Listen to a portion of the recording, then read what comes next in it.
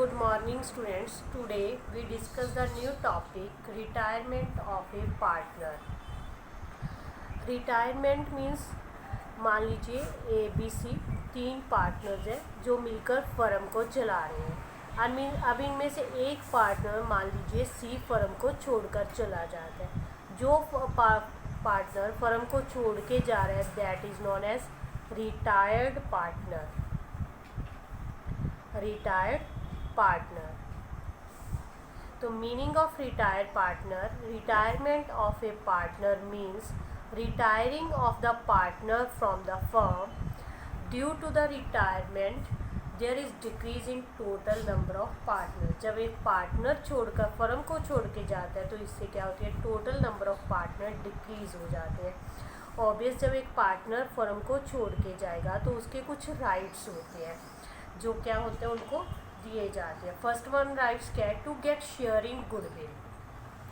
Retired partner को उसमें उसकी गुडविल में से फर्म की टोटल गुडविल में से उसका शेयर दे दिया जाता है। To get share in reserve, उसको जो फर्म के रिजर्व अकमुलेटेड प्रॉफिट्स या रिजर्व पड़े हैं उनमें से उसको उसका शेयर मिलेगा।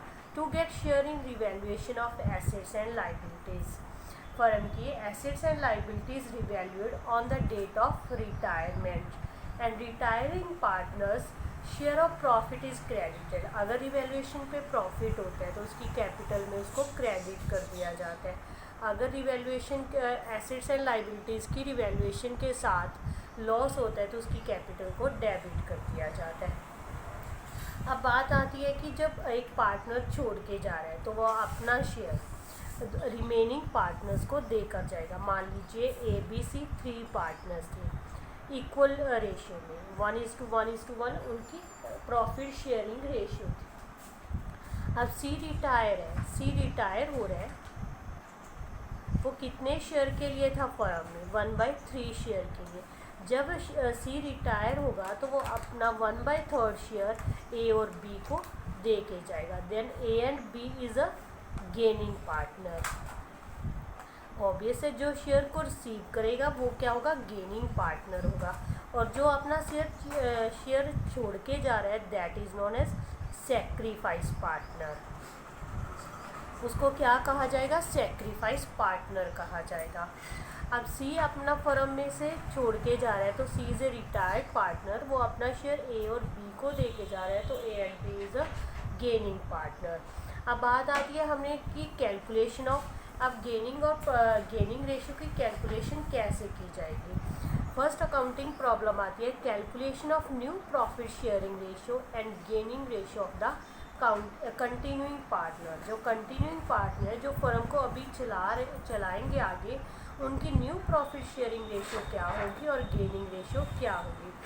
जब नया एक पार्टनर फर्म को छोड़ के जाएगा तो गुडविल की ट्रीटमेंट की जाती है और फर्म की गुडविल निकालने के बाद रिटायर्ड पार्टनर को उसका शेयर दे दिया जाता है। देता कौन है, gaining partner. Next accounting problem आती है accounting treatment for revaluation of assets and liabilities. Next आती है accounting treatment of reserve accumulated profit and losses. Last पे हमने क्या करना होता है, रिटायरिंग पार्टनर की पेमेंट करनी होती है। उसके दो मेथड्स होते हैं, या तो हम कैश में करेंगे या क्या होगा, अगर कैश में नहीं दे रहे तो उसकी capital transfer to loan account, loan में ट्रांसफ़र कर दी जाती है। लास्ट है हमारा adjustments of capital in proportionate to profit sharing ratio, जो इस ईयर में इसको डिलीट कर दिया गया है हमारे सिलेबस में से। तो फर्स्ट हमारी अकाउंटिंग प्रॉब्लम थी calculation of profit sharing ratio, calculation of new profit sharing ratio and gaining ratio.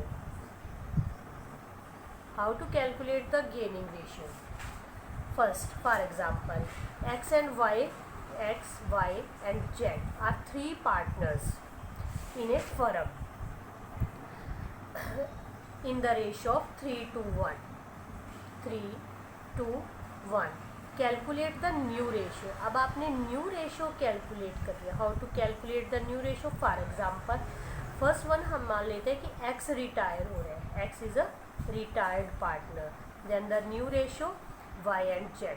Remaining partner is y and z. New ratio किन की रहेगी? y and z की. तो न्यू रेशो क्या होगी? Between y and z 2:1. अब second में हम क्या मान लेते हैं कि y is the retired partner. y क्या है? रिटायर हो रहे हैं. देन न्यू रेशो क्या होगी? Between x and z 3:1. ये था हमारा.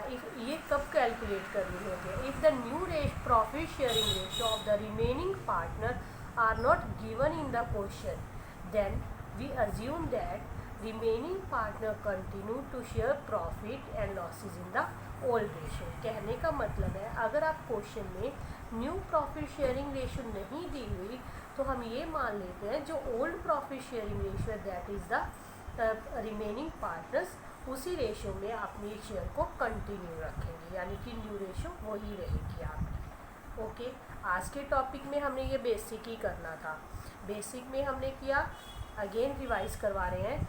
मीनिंग ऑफ रिटायरमेंट, एक रिटायर्ड पार्टनर के राइट्स क्या हैं, अकाउंटिंग प्रॉब्लम्स कौन सी आती हैं, और फर्स्ट अकाउंटिंग प्रॉब्लम है calculation of new profit sharing ratio and gaining ratio of the continuing partner.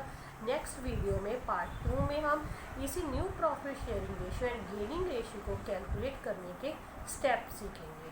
Okay, thank you.